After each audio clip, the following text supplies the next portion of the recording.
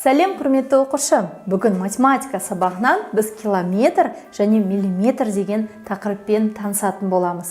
Сабағымыздың мақсаты ұзындық өлшем бірліктері километр, миллиметрмен танысамыз. Мәтінді оқы, жаңа ұзындық өлшем бірліктерін ата дейді. Ендеше тыңдаймыз. Астана мұхит бағы ерекше ғимарат. Ол мұхиттан 3000 километр қашықтықта орналасқандығы үшін Гиннестің рекордтар кітабына енген. Ал енді осы сөйлемде қандай жаңа өлшем бірлік көріп тұрмыз? Ол километр. Балалар, километр ол ұзындық өлшем бірлігі. Ұзындық өлшем бірліктерін мен үлкеннен бастап төмен ең кішісіне дейін сендерге атап өтейін. Километр, оны қысқаша км деп жазады.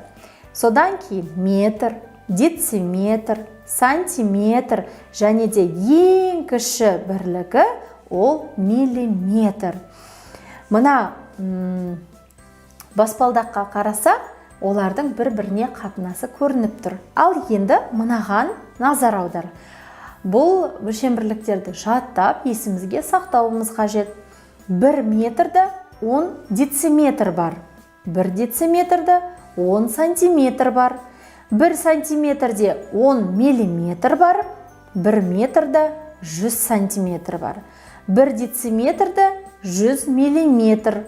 1 километрді 1000 метр. 1 метрді 1000 миллиметр. Тура сол сияқты әр қарай өрнектелген көрсетіліп тұр. Жақсылап тұрып жаттап, есімізде сақтайық. Екінші тапсырма, сантиметрден кіші ұзындық өлшем бірлігі қалай аталатынын білесің бе? Оны мен алдыңғы презентацияда көрсеттім. Ол миллиметр деп аталады. 1 сантиметрде 10 миллиметр бар. Енді мына ұзындық өлшем бірліктерінің құралдарына қараймыз. Сызғыштың түрлері. 1 сантиметрді мен қызылмен белгілеп қойдым. Осы 1 сантиметрге дейінгі 10 бөлік ол миллиметр бөліктері болып саналады. Тура осылай ұзындық өлшем бірліктерін өлшейтін басқа да құралдардың барлығында миллиметрде, сантиметрде көрсетілген.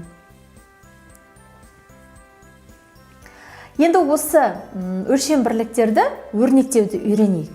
Ал 1 сантиметрде неше миллиметр бар? 10 миллиметр бар. 40 сантиметрде неше миллиметр бар? 400 миллиметр бар. Ал енді қалған екеуін өздерің шығарыңдар. 5-ші тапсырма, тік бұрышты үш бұрыштың ауданын тап. Ендеше біріншісіне қараймыз. Тік бұрышты үш бұрыштың ауданын табу үшін біз бірінші оны тік төрт бұрыш жасап аламыз. Жасап алғаннан кейін мына формулаға саламыз. Ұзындығы мен енін көбейтіп, оны тура 2-ге бөлеміз. Ал енді S тең ұзындығы 4 сантиметр екен, ал ені 2 сантиметр екен. 8 сантиметр квадратты 2-ге бөлсек, S тең 4 сантиметр квадрат. Яғни бірінші тік бұрышты үш бұрыштың ауданы 4 сантиметр квадрат.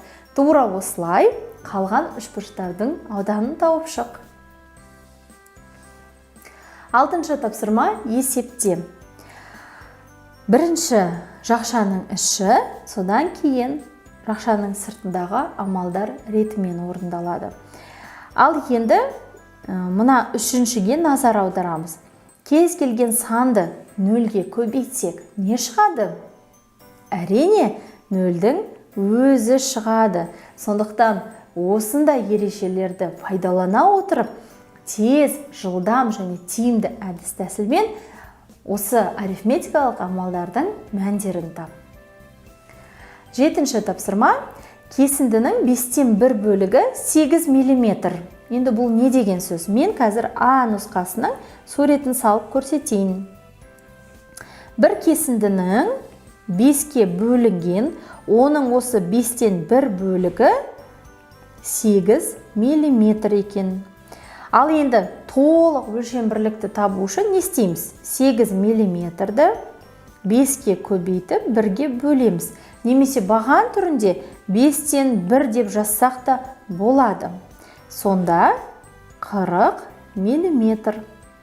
Ал енді 40 мм-ымыз ол 4 сантиметр. 4 сантиметр кесінді сызу қажет. Осымен бүгінгі сабақ аяқталды. Келесі сабақта кездескенше.